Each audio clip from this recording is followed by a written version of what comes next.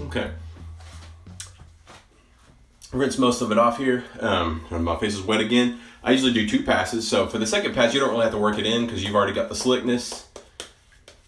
If you have a slick soap, and the best soaps out there have slickness are like still on your face once you've rinsed it off. You still feel the residue, which is what you want to feel. That way you can buff.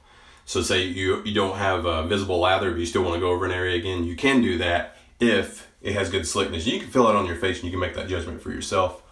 I tend to not buff because, at least on my neck, and you can, if you feel like you're not getting enough lather out, you just squeeze it a little bit here, and get more out, and then you just apply away. And that should be enough for the next pass.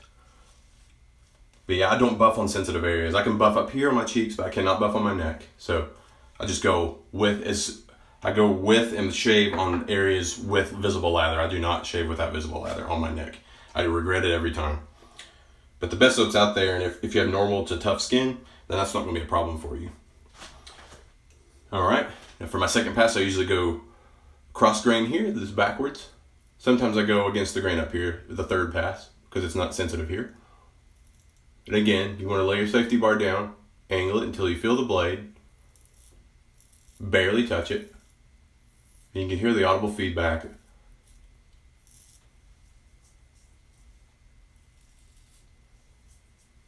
See, there's no visible lather, but I could do it. You can use your own judgment on when you need to rinse your razor off. Usually if it builds up a lot, you see a big buildup or gunk, just go like that, but it's not going to clog. The best safety razors are not going to clog with hair like a cartridge does. They're really annoying to rinse out. That's not going to happen with these, the way they manufacture these and machine these with channels that your razor will cruise even if it's full of lather. So, and for my neck, I try to go about the same direction, maybe slightly adjusted, a little more straight down like this.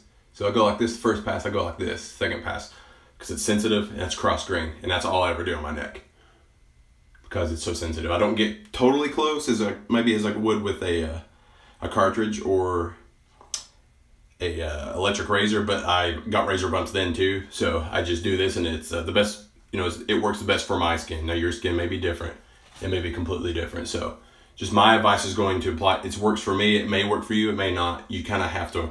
It's kind of a learn as you go process. So stick with it. I think you'll find what works for you.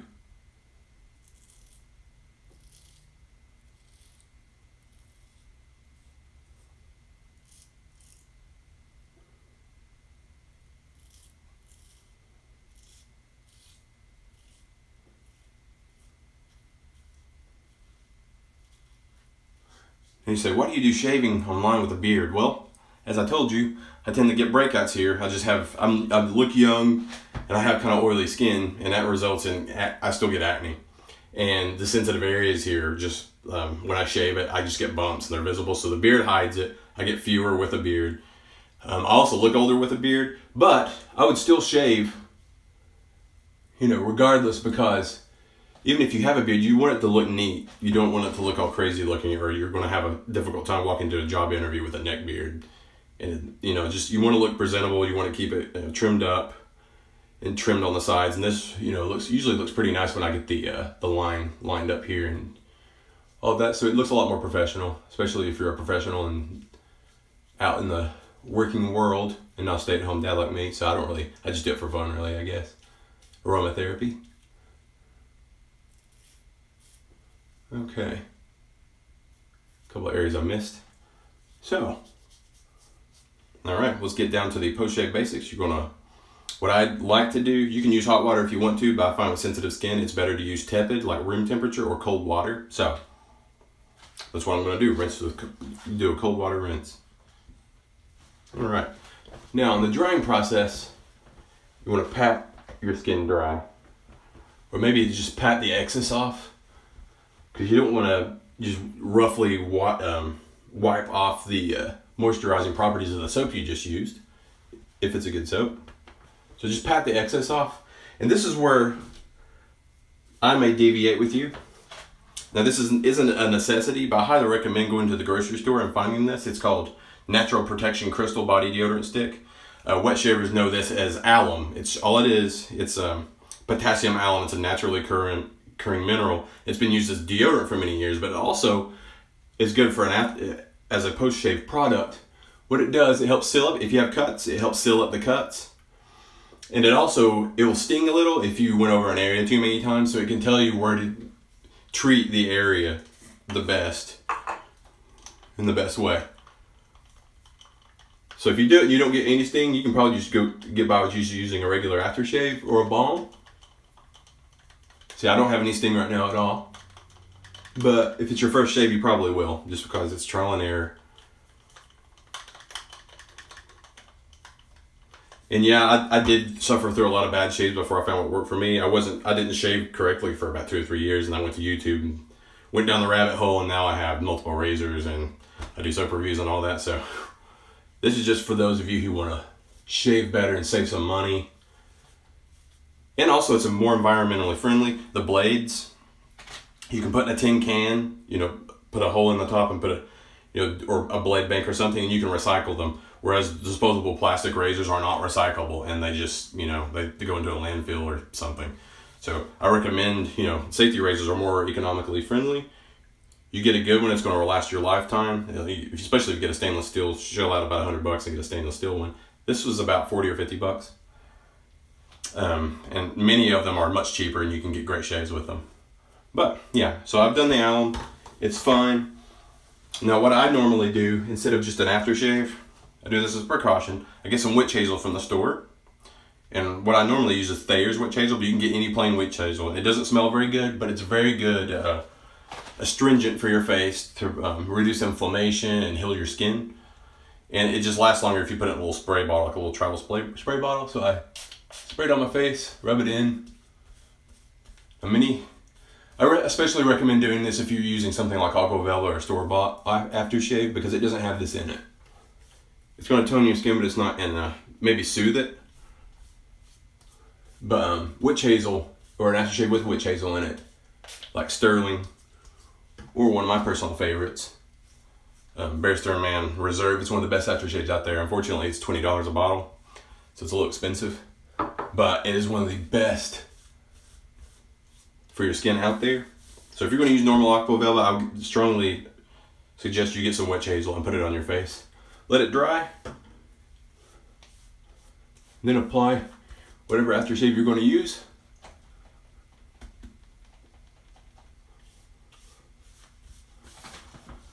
In which case I'm going to use this stuff because it's the good stuff. It is called Reserve Lavender. It's reproducing a famous lavender fragrance from like the 1950s or 1960s. It's discontinued, but they were able to figure out what was in it, and through some research, and they recreated the scent. It's like an homage to it. It's kind of Bear Stearns Man has a reserve project, and they preserved the original Old Spice scent called and Reserve Spice. I think Gillette Sunrise and Floyd Blue, and they also did Reserve Fern and Reserve Lavender. Those are two of my favorite ones. Some of my favorite scents out there, and they're just very good. I highly recommend trying those aftershaves. And I've actually got samples of them too, so if y'all are interested, I can send them to you. So just wait till it's dry, and then if you feel like your skin is in need of a little more TLC, get you some balm.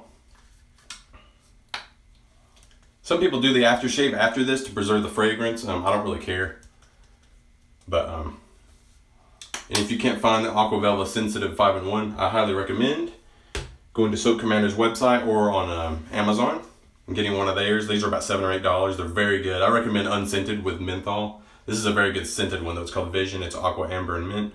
Very refreshing. And also, Sterling, the producers of this aftershave, they make a very good balm that's highly touted and very healing.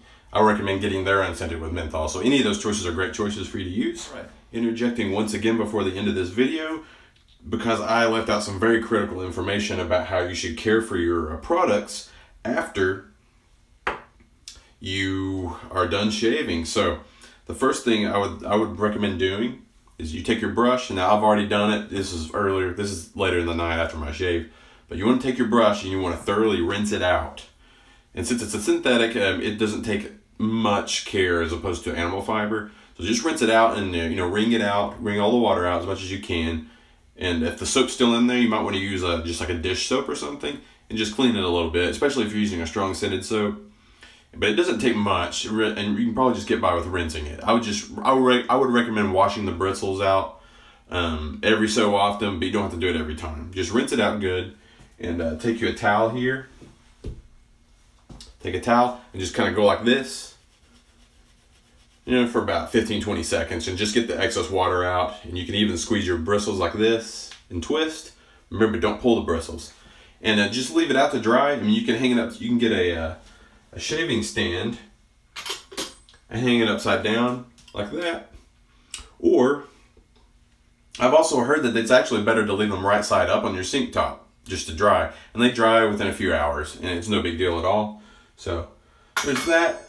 And the most important thing next is what you do with your razor. And what you want to do every time you shave, and sometimes if you're in a hurry, you can just leave it in there, but I don't recommend doing that just because some razors and blades are going to rust on you or get some kind of water staining. At least in my experience they have. So you want to carefully take it apart and place the cap upside down. Kind of reverse of what you did to load it. Remove that. Remove the base plate. Then remove the blade from the cap. Now, depending on whether or not you're going to use the blade again, standard, I use, my beard's fairly tough, so I use a blade 3 to 5 times. Wes, since your beard is tough, you will probably only be able to use them maybe 2 or 3 times. James, since you have light facial hair growth, you will probably be able to use them 5 to 8 times or maybe more. And really until the best indicator is when the blade starts tugging. That's when you know you need a new blade. Or if it starts irritating you, that's another thing. That means it's getting dull and you need to just, put it in a blade bank somewhere, snap it in half, put it in a wrapper away from the, in a can in a safe place away from your kids. My daughter got into my gym bag one day, and unfortunately a safety laser blade had was covered up on the bottom of my dot bag. So she raided it when I wasn't looking, took the blade out and just cut her fingers up, and she started screaming. There was blood everywhere. It was awful. They healed up in like 2 days because she's a little kid, but I mean it was horrible. Felt so bad. So anyway, if you're going to be using the blade again, what you want to do is after you've rinsed it off, just wave it in the air. And I recommend putting it on a surface where it can dry on both sides. So maybe a grated soap saver, out of harm's reach. I recommend getting these. They're great space savers for your bathroom. I just put it on top of here and let it dry. And I also leave my razor there to dry too. When I do, I rinse my razor off and I just wipe it down with a towel until I don't see any residue or water on it. And then I lay both things on this wire rack here. And my daughter's not allowed in this bathroom, so she can't get to them. Or put it in a safe place up high. And that's how I dry it off. So the next thing is your soap container, because you have, it's gotten wet in it because you used a brush on it. What you want to do, I'll leave my soap container open, sometimes upside down if it got really wet, but you can just leave it open for 24 hours and let it dry so that the moisture or mildew won't build up in it. And then you should be good. So, all right, back to the video outro. Happy shaving. So, that being said, that shave is over, and hopefully this was a good video for you. If not, I'll make another one and make it better. Or you can go research and look at some of the other guys out there. I'll put links to other tutorial videos out there that are better than mine. And this will probably be a 2-parter because the time has run over my usual 15 minutes. It's about 24 minutes. So, I hope this helps you guys, and like and subscribe if you haven't, or if you like the video. Comment below if you have any other questions maybe that I left out or suggestions. And I will see you next time.